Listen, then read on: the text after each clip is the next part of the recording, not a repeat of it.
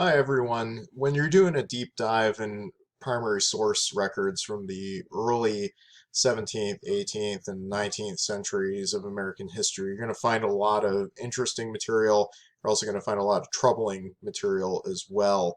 And when we're looking at questions of the origins of the idea of America, one of the major issues we have to contend with is the beginning and the continuation of slavery in early American history. And especially when we're trying to understand the origins of slavery and the reality of slavery in early American life, one of the biggest problems that we encounter as historians is trying to look at the lives of enslaved peoples of African descent. So when we're trying to understand the lives of West Africans and early African Americans in early colonial history, um, in some ways there's a dearth of historical records that survive, and in other ways there's a lot of material that survives.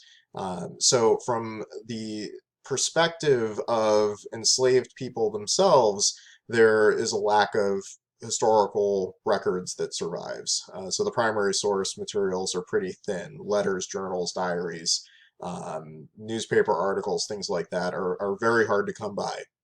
But source material that's generated by other individuals about enslaved people, those records do survive in great numbers. And that's why we're looking at runaway advertisements in particular.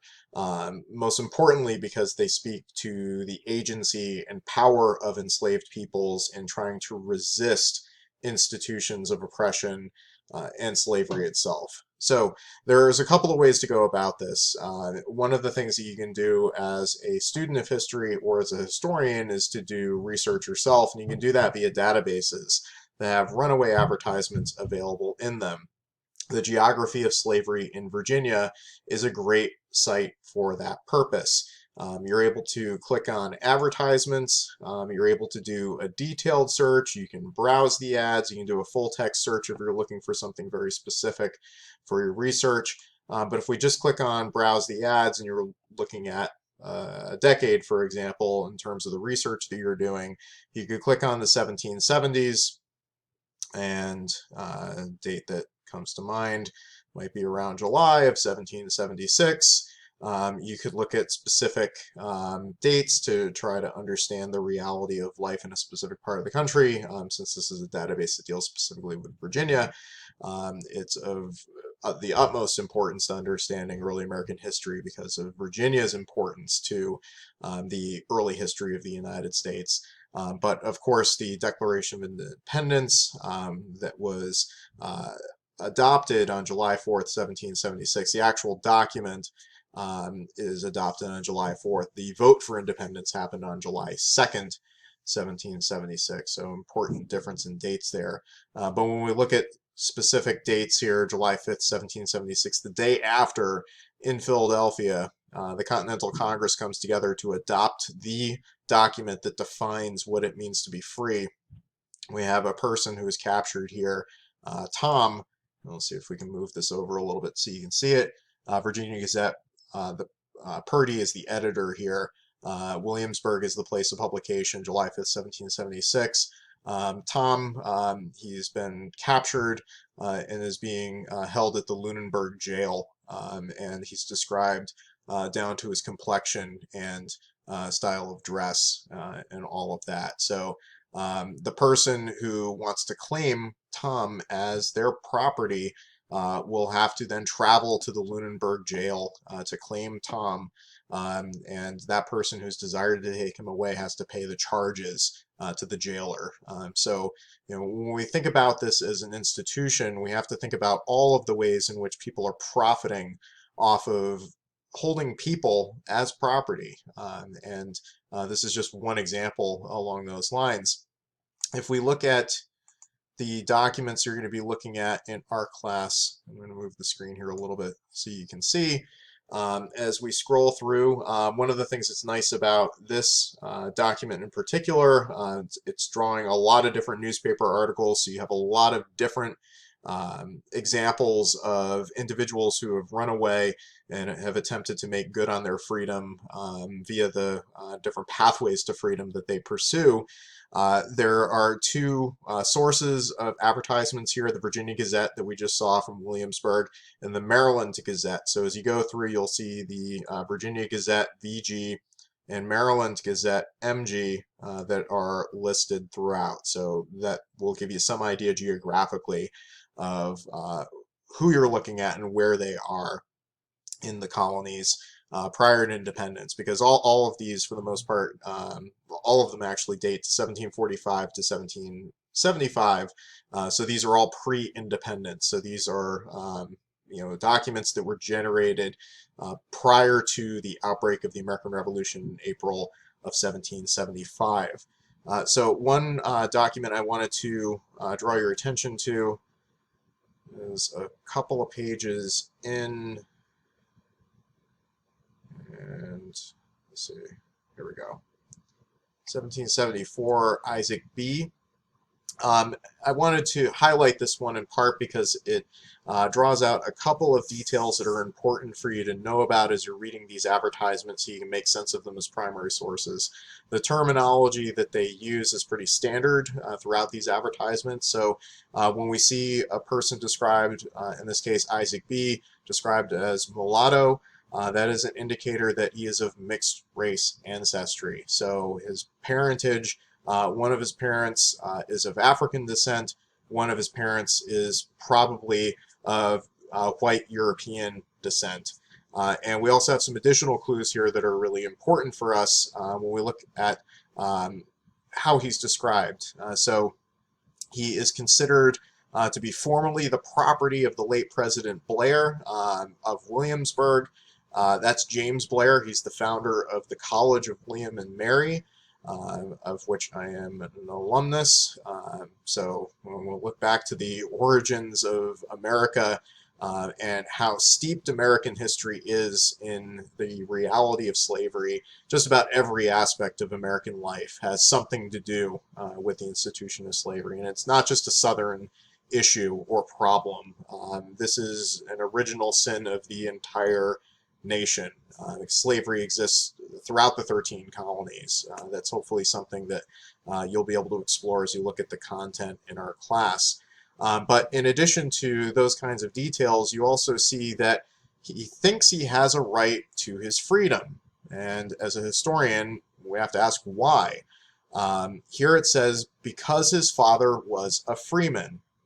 And this person, Lewis Burwell, who's trying to claim Isaac B., says he can read, but I do not know that he can write. So he is a educated man. He's somewhat literate. But he's not claiming his freedom based on that. He's claiming his freedom because his father was a freeman. So that's an important detail, because in Virginia we know in the colonial period that the condition of a person follows the condition of the mother. So we know clearly in this case that Isaac B.'s mother was an enslaved woman of African descent. His father, in this case, was of white European descent and was a free person. But because his father was free, that didn't mean anything. Because his mother was enslaved, his condition was that of his mother. So that's why Lewis Burwell, in this case, is trying to track down Isaac B. There's another important detail here that will come up in a couple of these advertisements that you look at. It says he can read, but I do not know that he can write. However, he may easily get someone to forge a pass for him. So if you can read and write, you can forge your own pass. If you're well connected and have connections in the community, you can get somebody else to forge a pass for you. But that begs the question, what's a pass? Why does that matter? And essentially what that means is that if you have a pass, you have permission to be out and about. So if you have a pass from someone in the community that indicates that you are either a free person of color, so a free African American living in Williamsburg, Virginia, or Maryland, or wherever these advertisements are being generated, that pass would indicate that your status is that of a free person, and it would essentially keep slave catchers at bay and other local authorities who might try to limit your mobility. In this case, what Isaac B. might be attempting to do is to have a pass forged for him that either says he's a free person based on the conditions that are laid out here in this very brief advertisement, or it could be that they're just lying and claiming that somebody is giving them permission to be out on a enslaver's business. From time to time, a person could be hired out, a person could be sent away on an errand, and in that case, they would be given a pass to give to authorities that would question them along the way. Isaac B. in this case is clearly trying to make good on his freedom by trying to attempt to use a forged pass, at least in the thought process of Louis Burwell here, to become free. So when we look at some of these other advertisements on the several pages that you have access to here, you'll see reference to passes, you'll see reference to complexion, you'll see references to the violence of slavery. There are numerous cases where we'll see evidence that people have been physically beaten, brutalized, whipped, evidence of how horrifying the institution of slavery is in practice. So as you go through these advertisements, they can be difficult to read. They do reveal the full reality of life in early America, particularly the experiences of early Africans and African Americans. Some individuals have just been deposited via the Middle Passage in America when they escape. There's evidence of that in some of these advertisements. So people of various backgrounds, people of various experiences are attempting to flee from the condition that they've been forced into.